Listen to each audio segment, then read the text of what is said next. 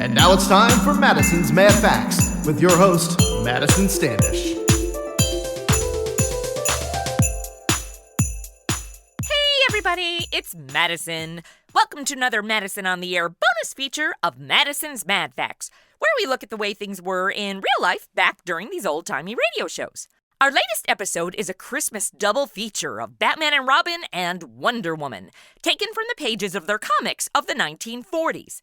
This got me thinking about how World War II affected the Christmas season and how a lot of those differences created new traditions we still celebrate today.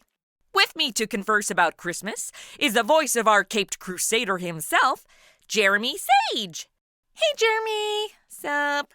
I'm Batman. Sorry, I just had to do it once. Hey there, Madison. How's it going? Thank you for having me on. So happy to talk about this with you.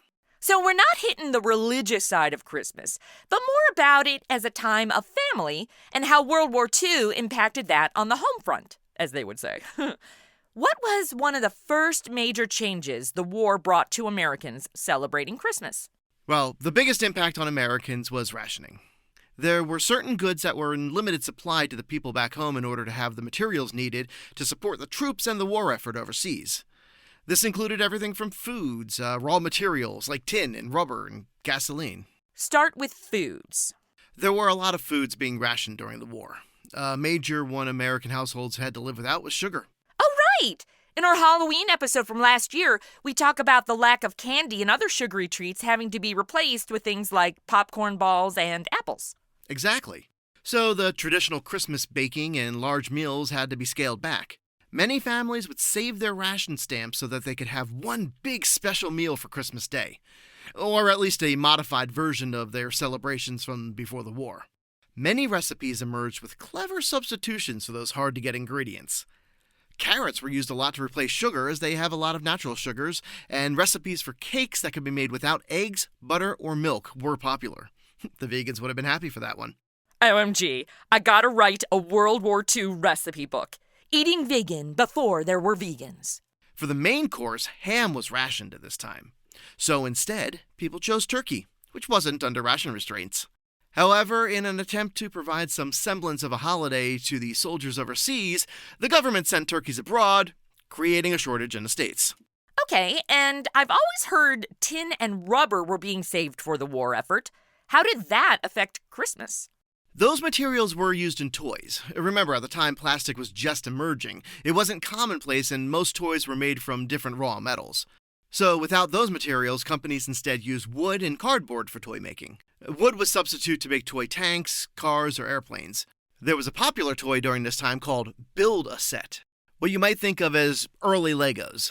The set provided children with cut-out cardboard pieces and directions on how to use them to build different objects such as bridges, cars, or even animals.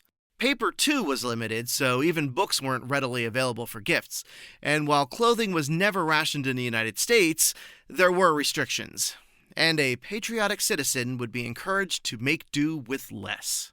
And Christmas decorations were impacted too, right? Yeah, much like the raw materials required for toys, tin and aluminum was used in making ornaments and other decorations. Plus, the glass-blown ornaments often adorning a Christmas tree were actually German in origin, so many people destroyed the ornaments they had. This was also true of any Japanese lanterns or other decor from the Orient. Frankfurters became hot dogs. Exactly. So glad freedom fries never caught on. And Christmas trees were in a shortage as well.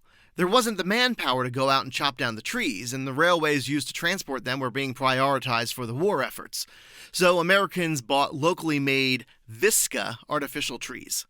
Visca is an artificial straw that can be braided, woven, or knitted. And not a lot of outdoor lighting displays either, huh? After Pearl Harbor, most major cities, especially on the West Coast, were in strict blackout orders.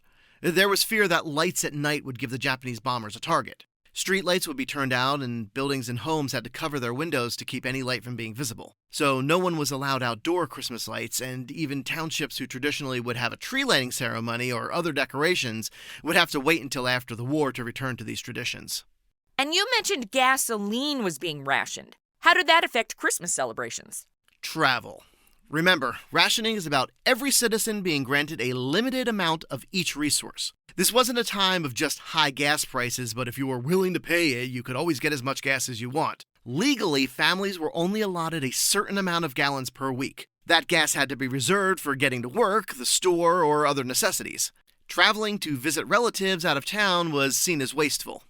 How about how World War II affected Christmas music? Well, some staples of Christmas music we think of today, like White Christmas, I'll Be Home for Christmas, and Have Yourself a Merry Little Christmas, were all written during World War II, creating a wistful vision of a warm home full of family on Christmas.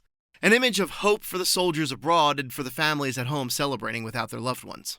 And the war actually changed the meaning of Christmas celebrations. Yeah, it did. Interestingly, prior to World War II, Christmas was seen more as a personal and quiet religious celebration amongst family. But with families separated through the war years, it grew in importance. A semblance of normalcy, a time to remember what really mattered, and a unifying event to make people feel connected, even if they were separated. Hanukkah, too, grew more important during this period. With the Jewish holiday falling around the same time as the Christian holiday, it had the same effect on Jewish families missing their loved ones serving abroad. Tell us how the war affected Christmas shopping. Well, you hear every year people complaining about stores putting out their Christmas items earlier and earlier, right? Yeah, there's a sort of divide in this country between people who don't want Christmas to start until after Thanksgiving and those who welcome it even before the Halloween decorations are down. So Christmas appearing early in stores could be traced back to World War II. Shipping items abroad during the war took a long time. It literally could be months before a package from the States found its way to the recipients at the front. And if you think UPS or the post office is bombarded with people shipping gifts today, back then the burden was tenfold. So families were encouraged to shop early and send their Christmas packages months before the holiday. Incidentally, if you ever refer to your Christmas goodie box as a care package, this also got its origin thanks to World War II. After the war, Europeans were left to rebuild their communities and vital items were in short supply. A coalition of charities in the United States called the Cooperative for American Remittances to Europe, or CARE, worked to send supplies such as food, toiletries, and clothing to the citizens abroad. These boxes of necessities were called care packages. So how we celebrate Christmas today really was impacted by World War II. Absolutely. Once the troops came home, America experienced a time of growth and affluence. GIs started families. Yes, that's why they're called boomers, because this was the beginning of the baby boom. And the growing families used the Christmas season to celebrate togetherness in a way they couldn't during the war. Americans started going all out with gift-giving, decorating, and huge feasts that is still a part of our traditions today. Well, thank you, Jeremy, for this look into Christmas during World War II. Well, thank you so much for having me on to talk about it. Nothing I like more than the origin of things that we seem to find commonplace nowadays. Right? And who knows what we're starting now that in 70 years will be a holiday tradition. But let's hope our only modern-day contribution isn't Mariah Carey. Have a wonderful holiday, Madison. You too, Jeremy! And thank you all for listening to our little bonus feature of Madison's Mad Facts. If you're still in the Christmas spirit, go check out our Mad Facts from last December discussing the history of department store Santas. Ho, ho, ho! And don't forget, new episodes of Madison on the Air premiere the first of every month. Merry Holidays!